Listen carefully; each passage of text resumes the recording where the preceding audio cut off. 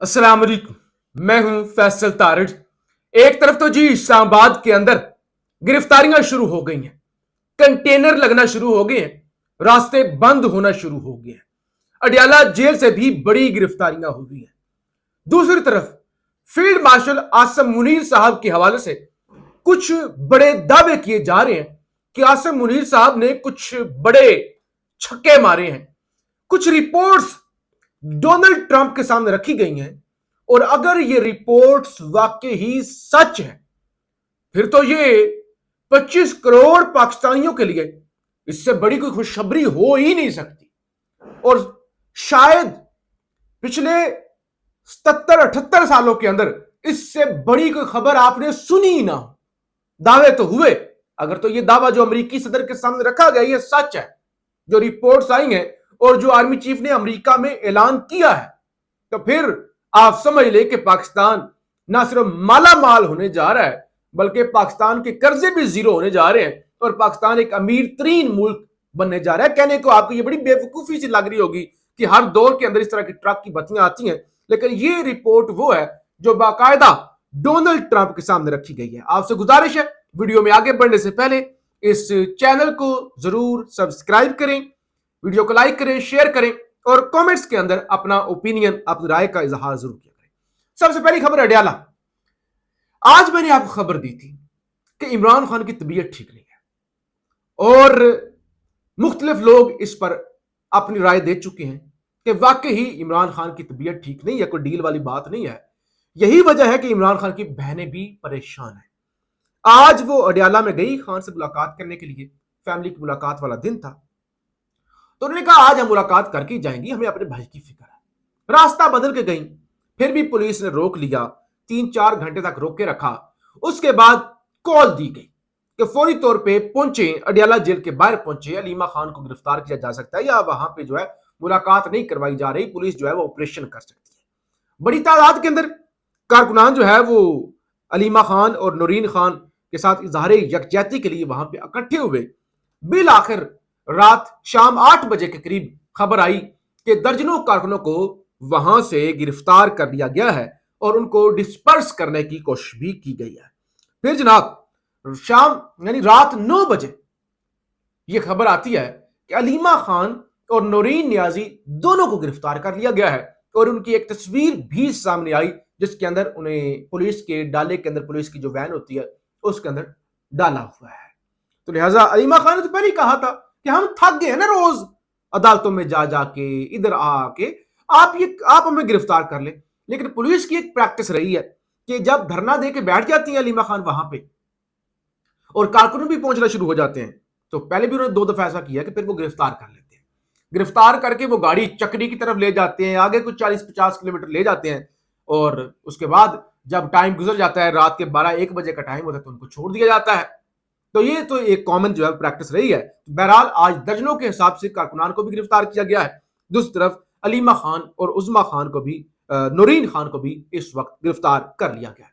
अच्छा, दूसरी तरफ इस्लामाबाद के अंदर कंटेनर दोबारा लगना शुरू हो गया। आज पूरा दिन इस्लामाबाद के अंदर बड़े बड़े ट्रक देखे गए, बड़े बड़े कंटेनर देखे गए। अभी वीडियो के आगे चल के मैं एक क्लिप भी आपके साथ रखूंगा।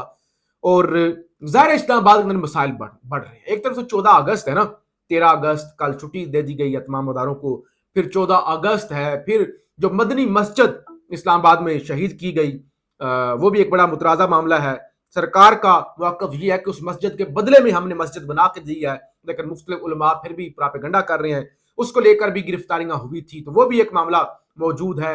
अगरचे पीटीआई के कुछ रहनुमाओं ने कहा कि हम एहतजाज नहीं करना चाहते, 14 अगस्त तो जश्न का दिन है, लेकिन असद कैसर ने कहा कि 14 अगस्त को हम भरपूर एहतजाज करेंगे, तो वो भी खतरा मौजूद है। फिर जाहिर है आगे चैलम, इमाम हुसैन अलैहिस्सलाम का चैलम भी आ रहा है, तो वो भी एक खदशा। यानी ये पहली दफा ऐसा हुआ होगा कि एक मजहबी इवेंट जिसपे लोग बाय रोड ईरान जाते हैं और ईरान से इराक जाते हैं, वो नहीं हो रहा।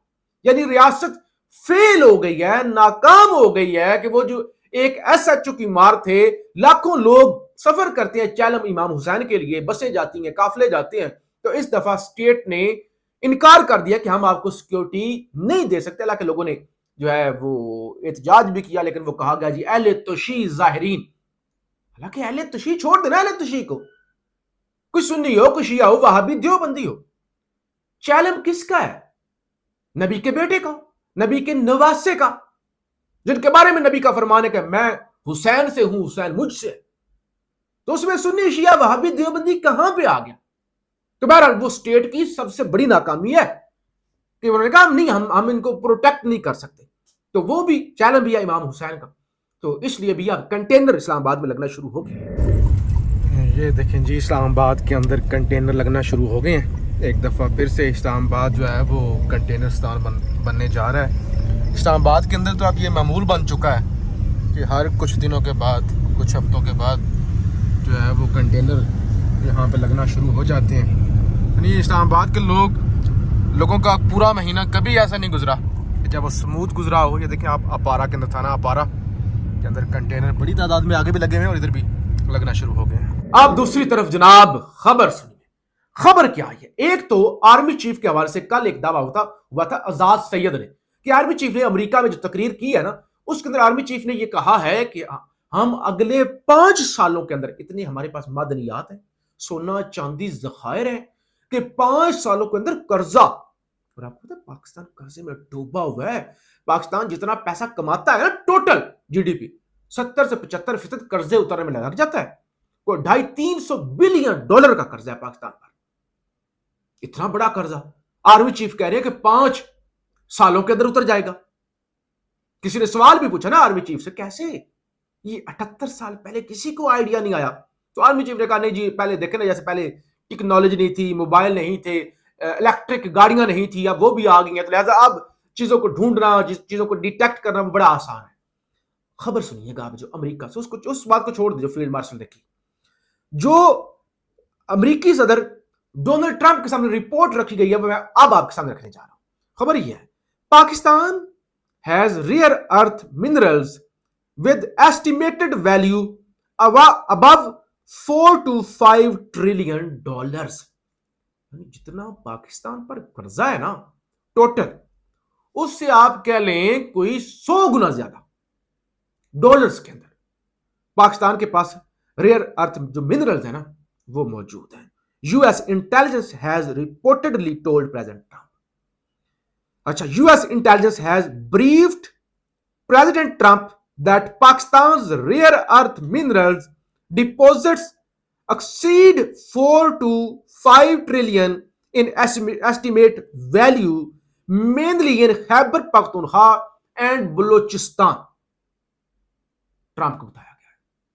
अब दो चीजें हो सकती हैं, एक तो वाकई ही इतनी चीजें, इतना माला माल है पाकिस्तान, इतना माला माल, या दूसरे नंबर पे क्या डोनाल्ड ट्रंप को वो उंगली पे, जैसे कहते हैं हथेली पे किसी को उतारना, क्या वो कोशिश हो रही है कि डोनाल्ड ट्रंप इस रजीम को सपोर्ट करे मिनरल्स की लालच में?